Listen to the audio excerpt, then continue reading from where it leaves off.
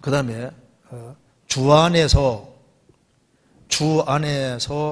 이성 전도, 이성을 전도하는 것과 전도된 이성이 교제에 붙게 하려는 인도자의 노력은 어디까지일까요? 참 좋은 질문이잖아요.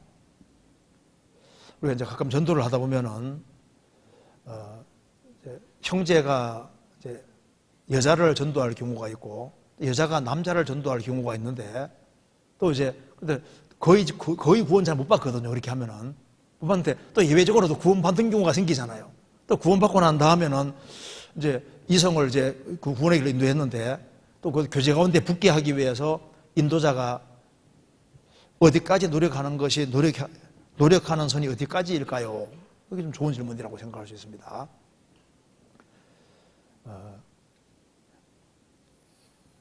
이성 전도할 때 그 선이 어디까지일 것이냐. 우리가 형제가 남자를 전도하는 거, 또 자매가 여자를 전도하는 건 별 문제 안 생기잖아요. 그런데 이제 이성을 전도할 경우에는 이게 조심해야 됩니다. 왜냐하면은 이제 우리가 전도를 할 때 하나님도 역사하지만 마귀도 역사하거든요. 마귀도.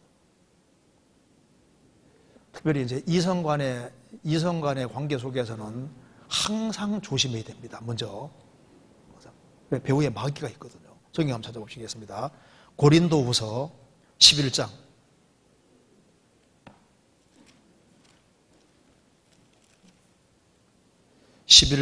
9절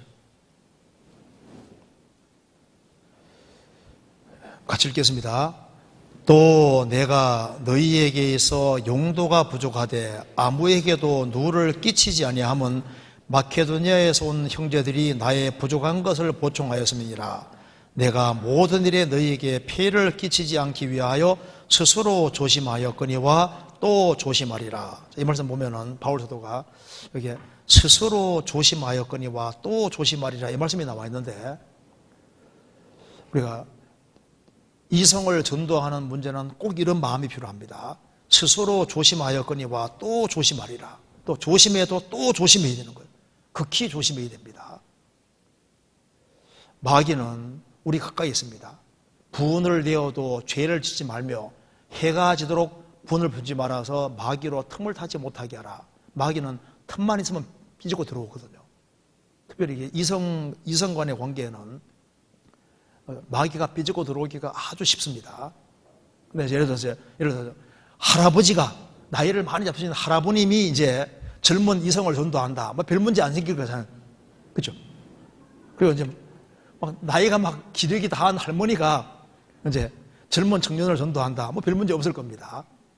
그런 문제 별로 생길 생각이 안 들잖아요. 그런데 결혼하지 않는 청년 형제가 나이 비슷한 또래 이성을 전도한다. 그러니까 굉장히 조심해야 되는 거라고. 그렇죠? 또 반대인 경우도 마찬가지입니다. 그리고 결혼한 사람이 또 회사 동료라고 해서 이제 이성을 전도할 때 정말 조심해야 되는 거예요. 가정적으로 문제가 생길 수도 있습니다. 그래서 우리가 일단 이성의 관계에 대해서는 아주 일절 깨끗함으로 하라. 이 말이 맞는 겁니다. 성경에서 찾아보겠습니다. 디모데전서 5장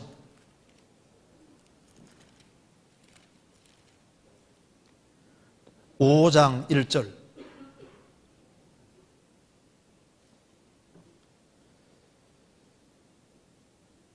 늙은이를 꾸짖지 말고 권하되 아비에게 하듯 하며 젊은이를 형제에게 하듯 하고 늙은 여자를 어미에게 하듯 하며 젊은 여자를 일절 깨끗함으로 자매에게 하더라.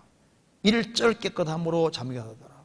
그러니까 이성의 관계에 대해서는 일절 깨끗함으로 중심이 정말 깨끗해야 되는 겁니다. 그래서 여자는 여자를 전도하고 남자는 남자를 전도하는 것이 가장 좋은 경우입니다. 그리고 이제 전도를 할 때 이제 이성을 데려와 전도를 할 때 가능하면은 이제 여자분을 인도했을 때는 다른 자매들이 이렇게 말씀 듣도록 유도해 주게끔 이렇게 해야 되고 또 남자분이 왔을 때도 남자들끼리 이렇게 해서 이렇게 하도록 그렇게 하는 것이 필요합니다. 그리고 결혼한 사람도 마찬가지입니다. 결혼한 사람도 이성을 전도할 때 극히 조심해야 되고, 그리고 특별히 자주 접촉하는 경우는 훨씬 더 조심해야 되는 거예요. 그건 전도자도 마찬가지입니다. 우리가 이성의 관계에 대해서는 카톡 주고받는 것도 조심해야 되는 거예요. 뭔가 이렇게 뉘앙스 중에 조금이라도 뭔가 이렇게 뉘앙스를 풍기는 거지 않습니까? 그런 게 있으면 안 되거든요. 그리고 남자 여자 관계 속에서는요, 부득이야 카톡할 경우도 짧게 딱 간단하게 해야지 막 구구절절히 길게 해가지고 뭔가 이렇게 약간 마음속에 깨끗하지 못한 것이 들어가면 그거 합당하지 않은 거예요. 그리고 구원받은 후에도 교회에 맡기고 교회에서 챙기도록 하고, 교회 일꾼들이 있고, 그리고 이제 여자분을 인도했을 때, 여자분이 이제 구원을 받았을 때 자매들이 얼마든지 도와줄 수 있는데 형제가 자꾸 신경을 쓰고 그렇게 신경 쓰면 안 됩니다. 안 돼요. 형제가 맡겨요. 그리고 구원받은 게 확실하면 주님이 이끌어 가실 테니까 딱 맡겨야지, 본인이 자꾸 케어해주고 챙기려고 그거 안 맞는 거예요. 합당하지 않습니다. 결국은 사람은 잠깐 쓰임받는 부분에 불과한 거예요. 인도한 사람을 형제나 자매가 이렇게 막 계속 신경 쓰고 돌봐주시거나 하면요, 그거 안 맞아요. 교회에 딱 맡기고, 일꾼들에게 딱 맡기고, 조장도 있고, 그 다음에 이제 구역장도 있고, 또 성도 교제부도 있으니까 맡기게 됩니다. 그래서 사람을, 이제 이성에 속하는 사람을 인도하려다가 신앙생활 망친 사람이 꽤 있습니다. 결혼하지 않은 사람 말고도 결혼한 사람도 정말 조심해야 되는 거예요. 그리고 제일 가까이 있는 사람이 제일 잘 알거든요. 순수한 마음으로 인도하는지, 뭔가 약간 도를 넘으면 벌써 탁 필경으로 느껴지게 돼 있거든요. 성경 써보시겠습니다. 로마서 14장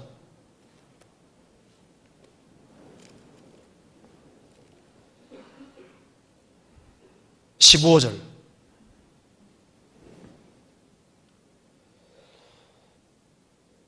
만일 식물을 인하여 내 형제가 근심하게 되면 이는 내가 사랑으로 행치 아니함이니라. 그리스도께서 대신하여 죽으신 형제를 내 식물로 많게 하지 말라. 식물을 인하여 내 형제가 근심하게 되면 이는 내가 사랑으로 행치 아니함이니라. 사랑과 인정은 다릅니다. 사랑은 진리와 함께 기뻐하는 거예요. 구원받으면은 사람은 주님이 세우시기 때문에, 특별히 이성을 전도했을 때는 자매인 경우는 자매들 조장도 있고 다 있지 않습니까? 교회에 부탁하고, 자매들이 부탁하고, 형제인 경우는 또 구원받은 형제들이 붙잡아 줄 수 있도록 이렇게 하고, 자기들은 빠져야 됩니다.